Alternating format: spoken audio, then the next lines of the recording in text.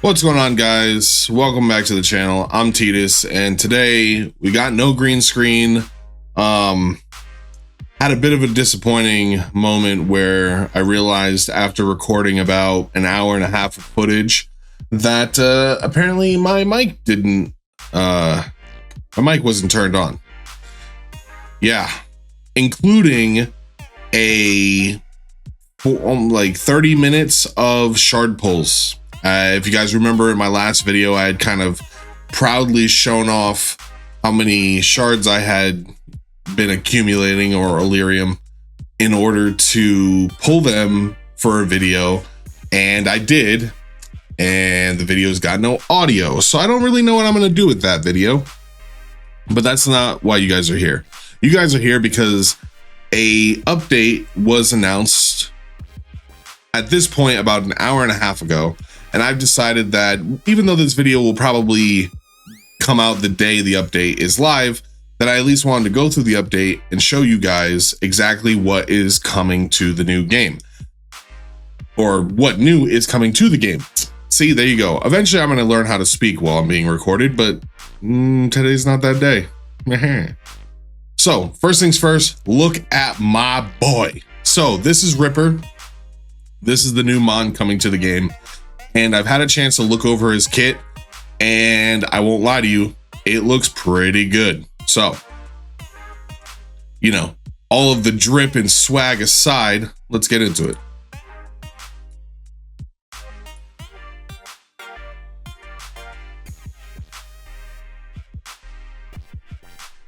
So, as you can see here, I have up on the screen the abilities. I'll go ahead and do a little zoom for you guys. You know what? I'll even make myself a little bit smaller because you'd rather see the abilities than my beautiful mug. So, starting with first things first, Ripper is going to be coming to the game tomorrow. His kit is definitely looking interesting. So, on his A1, he's got a 2-time hitter, with each hit having a 50% chance to apply incurable, so blocking healing. His A2, specifically for the fire and light versions, attack the enemy and increase your action bar by 50%. Damage is based on your speed. After using other abilities during your turn, there is a 30% chance to automatically cast this ability. That is kind of nuts, because the first thing that comes to mind is a set that's been pretty hotly debated and talked about in Chat Channel 1 for a while now, is the Echo set. I say debated because I think a lot of people just don't really understand exactly what, you know, the set does. And sometimes, regardless of how many times somebody who's a little more knowledgeable tells somebody, you know, they have to see to believe for themselves, which is absolutely fine. But I think about Echo set, and I think about the fact that if you A2, and you get 50% turn meter, and then Echo's procs, you get another 50% turn meter, which means you just get a free turn. Then, after using other abilities during your turn, there's a 30% chance that this automatically casts. Now, the real question is whether or not this 30% chance to automatically cast has an inherent ability to also, in and of itself, trigger Echo set, because if it does, something's going to get nerfed. Honestly, I really do think that if that's the case, it would be too powerful, and I think it would probably get nerfed. That's just me. Moving on to the A2 for everybody else is going to be for the Water, Tree, and Dark version. There's going to be the Reap ability. However, I actually think that this is a typo, because if you look, they're actually the exact same. This attack 2 times and then 50% chance to apply incurable for 2 turns. I'm assuming this is a typo, so we'll have to actually see what the A2 looks like for the other versions. Now, everybody's getting a different A3. For the Water version, we're going to remove all debuffs from all allies, recover 25% HP, and then grant 1 stack of Nullify or 1 turn Unyield. That looks pretty good, and I think with the ability to extend these buffs, this might be another option for people to try and build a sort of, you know, unkillable team around. The fire one is looking crazy to me, and I actually think that he's going to be a standout for places like Colossi and Abyssal Dungeons, mainly just anywhere where you really want a lot of massive single target damage, because at the start of your turn, there's a 20% chance to remove all debuffs and gain 200% critical damage during this turn. For each debuff you have, the chance increases by 5%. So I'm assuming that there's a 20% chance that this happens altogether, right? There's a 20% chance that this 200% critical damage procs, but for each debuff thereafter, it's going up another 5%. So let's say you had 2 debuffs on you, this would be a 30% chance. Additionally, your attacks will recover HP to the ally with the lowest HP ratio by 30% of the damage dealt. Now, think about this. So every time you take a turn, you're getting a chance to increase your damage by 200%, right? Well, your A2 on the fire version is giving you 50% turn meter. There's also a chance after you say use your A1, because this is a passive, that after your A1, you trigger Boomerang Hat, thus giving you another 50% of your turn meter back. Slap Echo Set onto that, and now every time this happens, it's 100% chance that you're taking extra turns. That also means you're really increasing the amount of chances you're getting to get this 200% critical damage buff. Now you get this critical damage buff, and your Echo Set, if it procs, like let's say you Boomerang Hat under 200% increased critical damage, if your Echo Set procs, not only do you get another turn, but that hit, even being 50% of the original damage, is 50% of the original damage of a 200% critical damage hit. Do you see where I'm going with this? This guy is going to be insane. The tree version, damage increased based on target's missing HP and the max HP destroyed. So the lower the health of the target, the more damage he starts to do. So he has an execute baked in on his passive. When defeating an enemy, you will gain stealth for 2 turns, steal 30% of the target's current attack power, and prevent the target from reviving.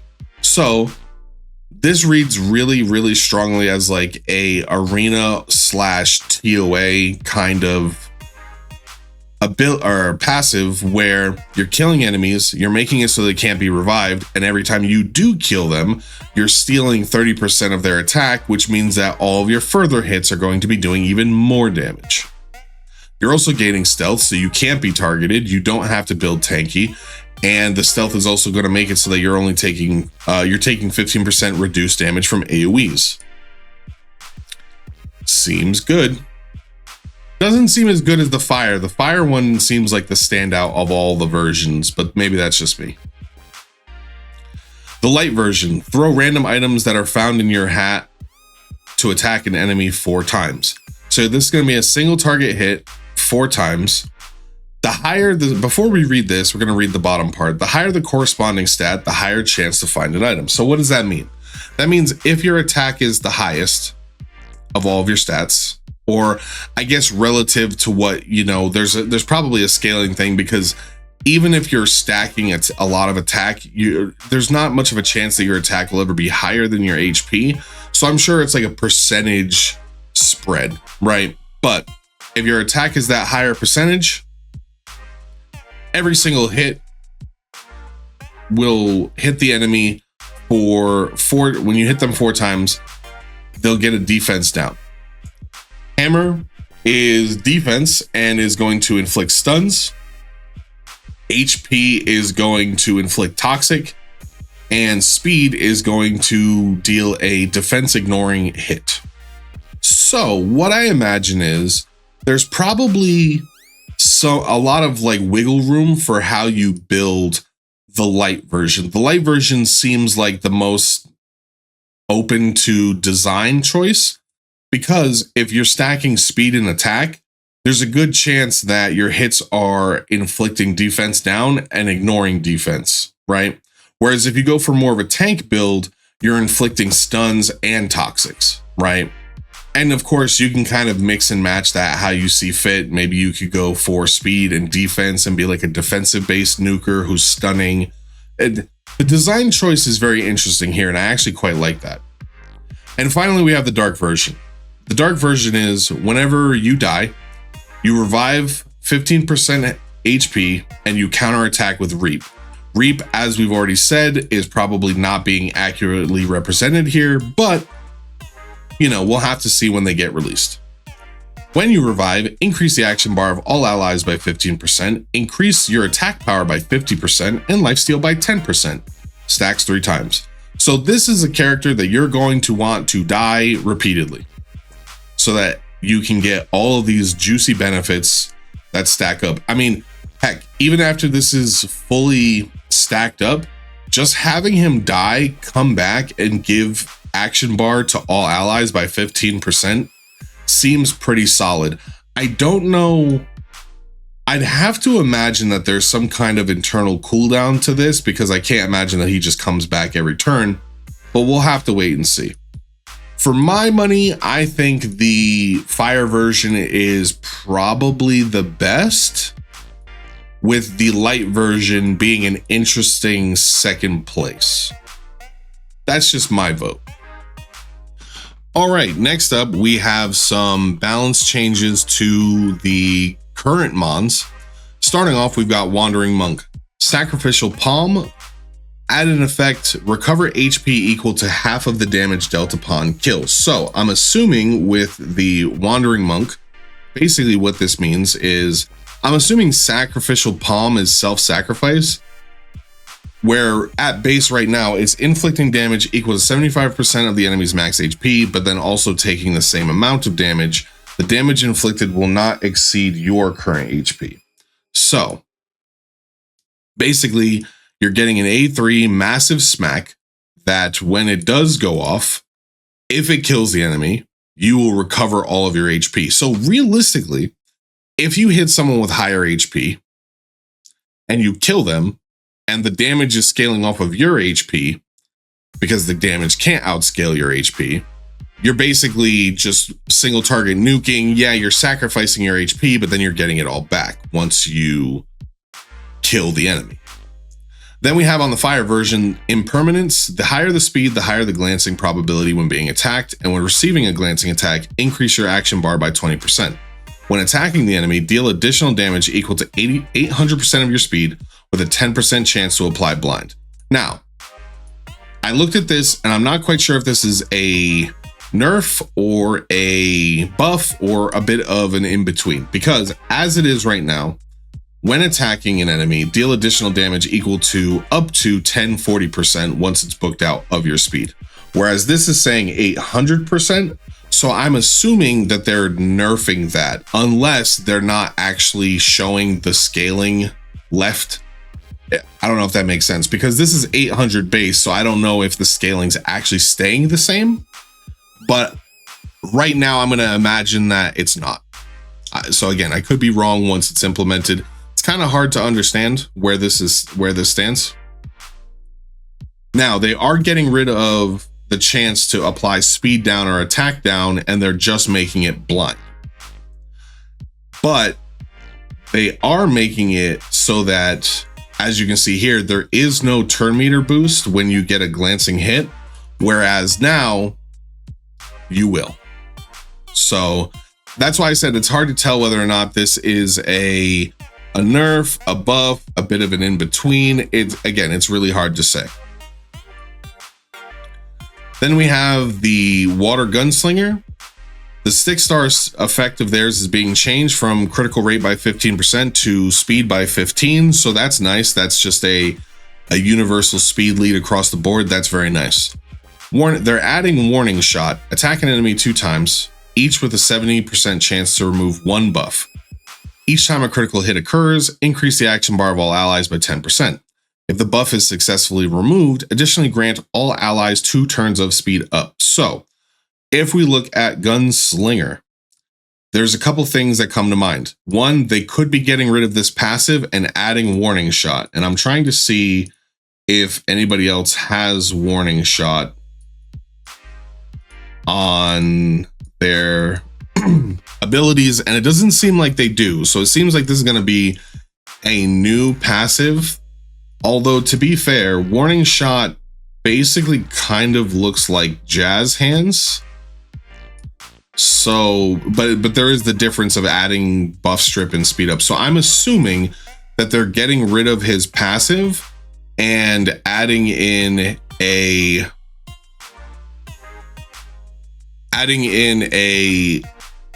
a speed up and increase turn meter boost. This would make him much better for heavy metal. Even though they do give you the fire marksman or sharpshooter or gunslinger, sorry. But I wonder if maybe then at that point you put both of them on the same team and then there's just all this turn meter boost happening, because even though it says that they don't affect, well, the fire gunslinger says that his doesn't affect anybody with a similar ability, but it doesn't say that for the water version. So I guess we'll have to wait and see. Next up, we have the Bomb Men. Fire and Dark. The 6-star effect is being adjusted from crit rate by 15% to accuracy by 20%. Now, to me, this just makes sense because I don't know. I actually haven't tested bombs at all in this game.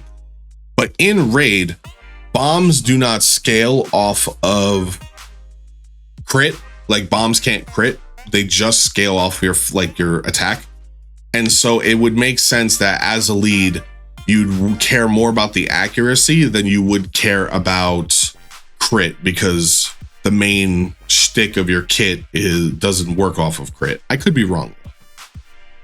Then we have, for the Green Bomb Man version, Surprise Cake is going to have its damage buffed by 20%. So if we take a look at the Bomb Man, which I have very many of, Surprise Cake, so it's going to deal damage equal to 1020% of your attack shared by all enemies, I assume. Okay. Sure. I mean, I don't know if that 20%, if the Surprise Cake at 1000 damage isn't already doing a ton of damage, then I don't imagine that an extra 20% is really going to make a huge difference, but I could be wrong. Then we have Fire Ghost Captain. His Ghost Ship Fleet effect activate rate is being increased by 10%. So that's the triple hitter that reduces turn meter. And when it's booked out, it's 40% chance. So now it's going to be a 3-hitter with a 50% chance to reduce turn meter by 50%. So looks pretty good. Now I've got the first bit of bad news, and this is for all of you guys abusing the Light Bear in PvP, stacking like 2 or 3 of them. You're getting nerfed. When attacking an enemy with lower HP than yours, the increased critical rate is reduced from 50% to 30%. So if you have a higher HP than whatever you're hitting, which most of the time in Arena, you'll probably be one of, if not the highest HP stacked Mon on the field, your crit rate is being reduced. So instead of 50% crit, it's going to be 30% crit. So that probably means that you're going to need to focus on crit a little bit more. Is it a huge nerf? I don't know, but we'll have to wait and see. Next up, on the vein of nerfs, we've got another nerf to Pumpkin Freak. HP recovery amount on the Midnight Revelry is being decreased by 5%. So as it stands right now, Dark Pumpkin Freak, if we'll bring him up, is one of the hottest talked about speed leads for high-end PvP Arena, because when he's fully maxed out and stacked, he is like one of the fastest Mons in the game, and he's like by far the fastest Mon at Nat 3. And his Midnight Revelry basically says when you recover HP, if it overheals, you're getting action bar increase. So this is going to go from 24% to 19%. So I don't know if it's a super significant nerf, but that 5%, especially in mirror matchups and at very high-end PvP, is probably going to matter quite a bit. Then we have the Garolians, and honestly, I think it's pretty well. Let's take a look, shall we?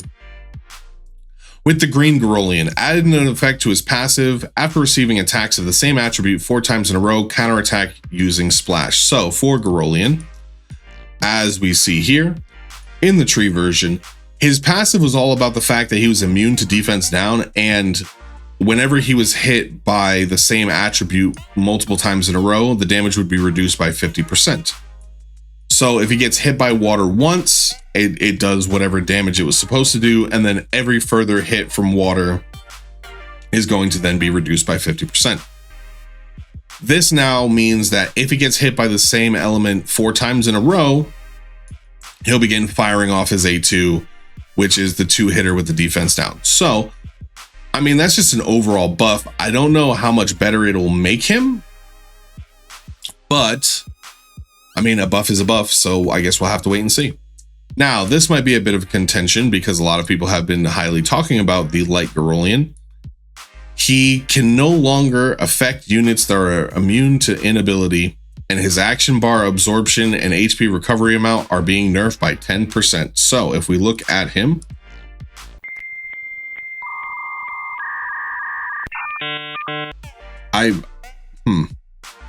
So I'm very confused because it already does. So I'm assuming maybe there was a bug where he was still stunning people through their immune to inability. That's kind of how I read that. Can no longer affect units that are immune to inability. And or is already under inability effect, your attacks will absorb 20% of the... okay. So if I'm reading this correctly, I think what this is saying is that this attack will no longer affect... Like, if they're immune to inability, you won't be getting the turn meter steal anyway.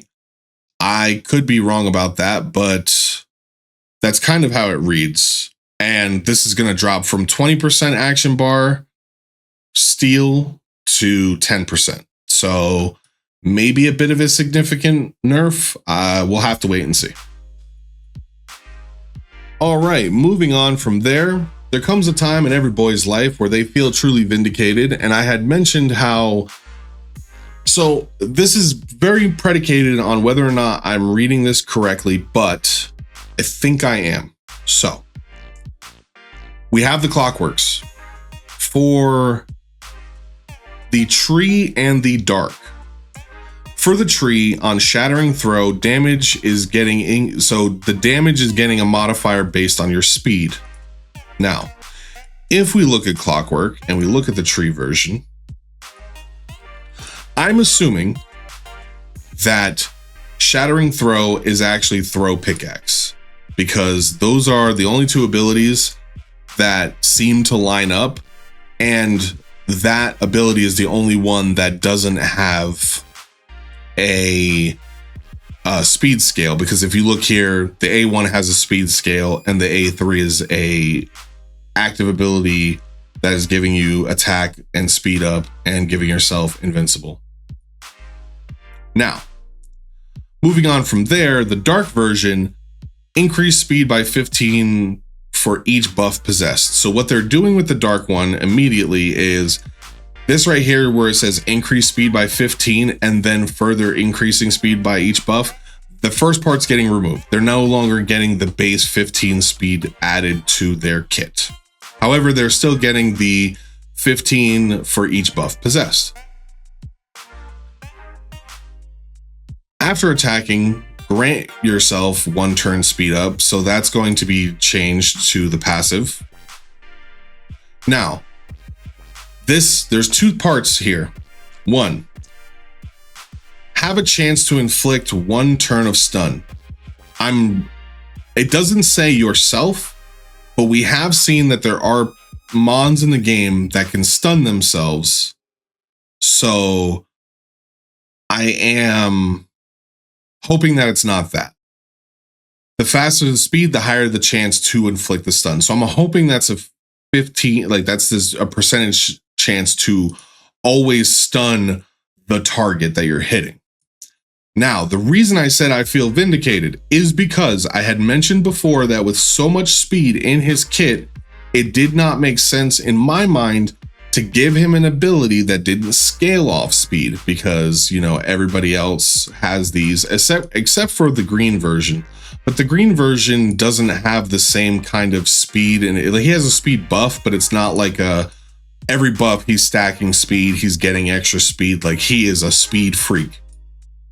Now, the tree version on their Shattering Throw, aka I'm assuming Throw Pickaxe, is getting a speed scaling modifier. The dark version has the exact same ability.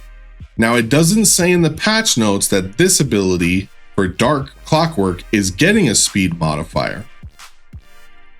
But it would be very weird to me that in this game, when different versions of Mons share a skill, this would be the first time, I think, don't hold me to that, but I think this would be the first time that a skill would be identical on both characters or both versions, but have different scaling.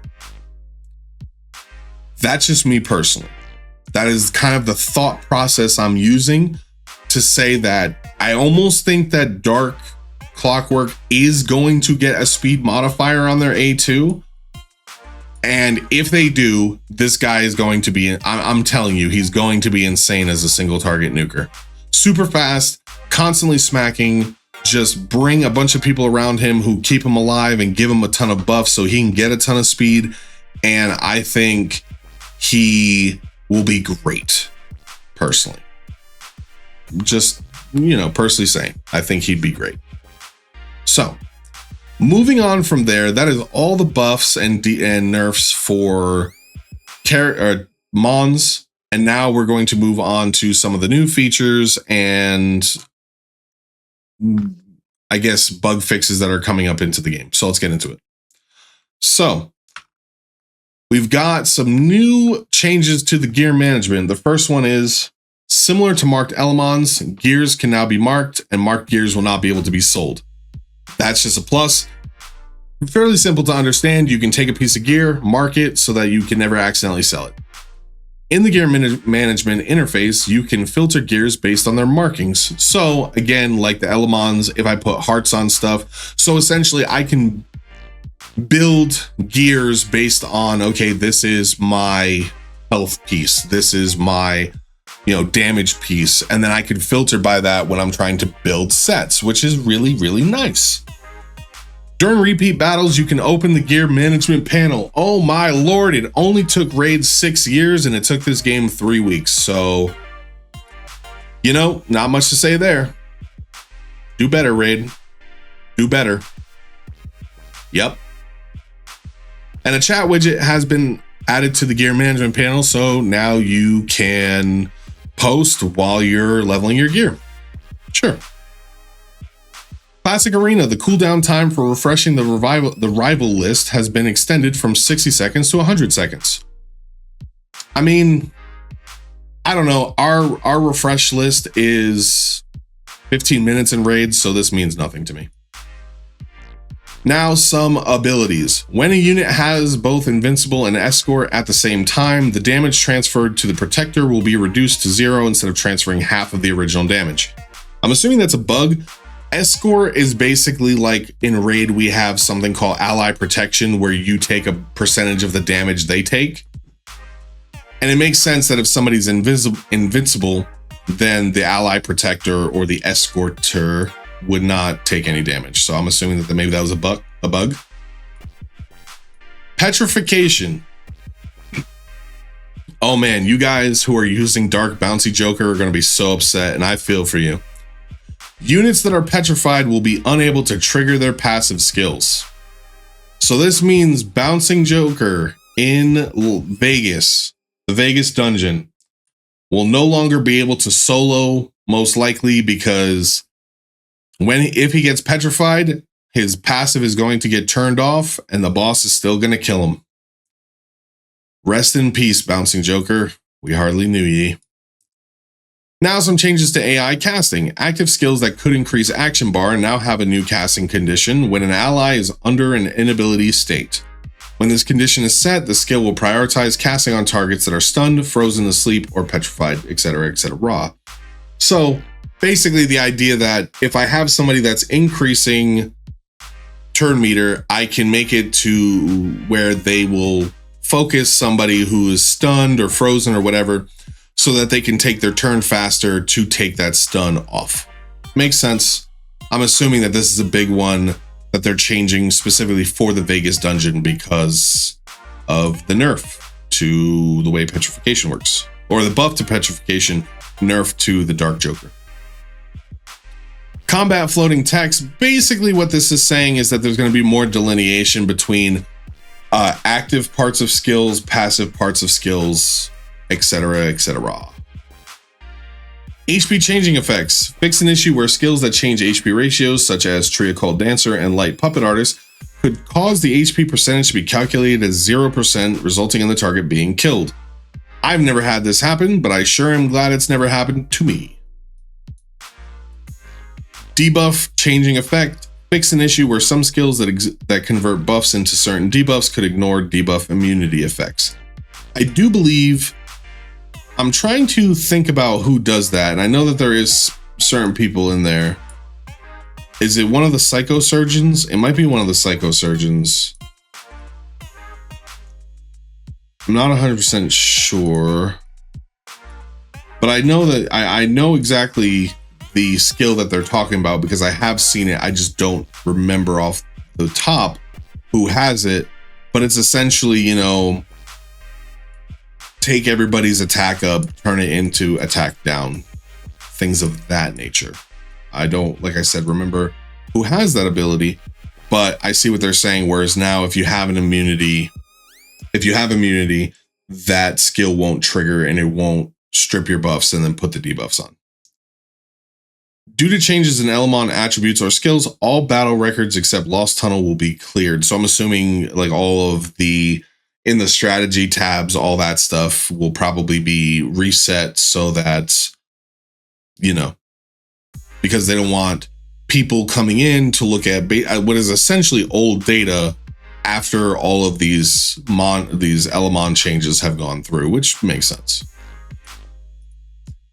Finally, we've got a little bit more for strategy and battle preparation. We're getting pace mode. If an Elamon is equipped with all 6 gears, the speed value will be displayed. So I don't know if that's on top of the check, where now when you check in the settings tab, that little check mark that allows you to see the speeds, I don't know if now it's that, you know, when you check that off, it's going to still ignore any Elamon that doesn't have 6 pieces of gear. That's how I'm reading that, but who knows? UI adjustment, we have the backup bag button and support bag button will be fixed in the first column and will no longer disappear when scrolling through the Elamon list. I have no idea what that means.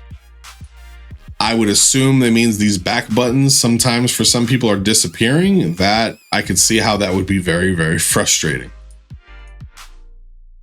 Then we have all the leaderboard changes. So stable is going to be renamed to recent, and it's going to be the newest teams that finish auto without failure. And I believe it's like the 5 times auto. And what this does is it allows newer players to look at these boards and see, okay, these are the newest teams that have done it. Their team is probably closer to what I am capable of. And so this information is more relevant to me. It also is going to be the default where fast can still be searched, but the fastest teams will not be the default that show up when you look under the strategy tab. So that's nice because most of the times people who are looking at the strategy tab, I assume, are newer players who really need more of a consistent, successful team than a speed blitz team. But, you know, I'm sure there are also people who are moving into looking for a speed team who would find that information relevant. So anyway, guys, that's it for me. Let me know what you think in the comments below. Do you think some of these nerfs were a little too hasty? You know, the bouncing Joker one comes to mind, and his ability to solo that boss. You know, hard to say what, you know, really the purpose of that is, because I come from Raid where we have a lot of champions that solo content. So Maybe the developers just don't like that idea, and let me know what you think. If you like the video, leave a like, subscribe, all that fancy YouTube stuff. It really means a lot to me, and it's really been helping the channel grow, and I cannot express how much I appreciate you guys for showing out and showing love. So that's been it for me, guys. Until next time, I'll see you.